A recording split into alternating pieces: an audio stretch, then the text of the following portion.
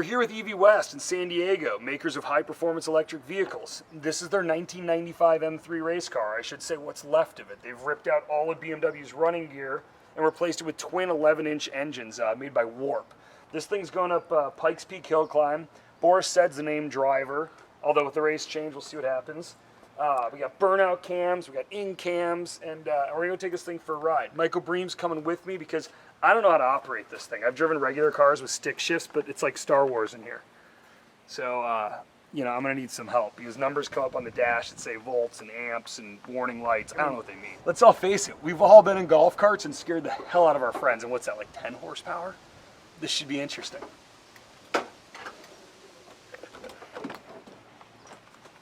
Oh, this thing is comfy, man. My cars are so small. Okay. All right, so I've never been in an electric car before other than golf carts. So this is like my master switch. Turn this on, this powers on the traction pack. Is that fair? Okay. So traction pack on. And then now I come over to Star Wars over here and flip the starter and the ignition up. Yep. Flip this up. Yep. Whoa.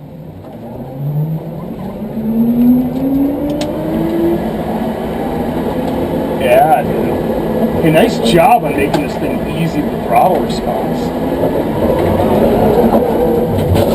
Oh my god, is that the tire burning out? Wow! Oh my god, dude! Oh. Dude, it just surges! Oh my god! Look at that, it pulls away from a stoplight, no big deal.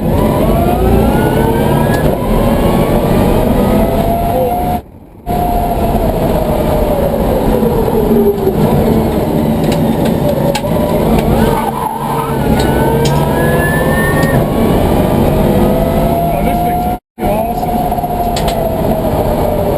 Jesus, dude. It's so smooth, just surges.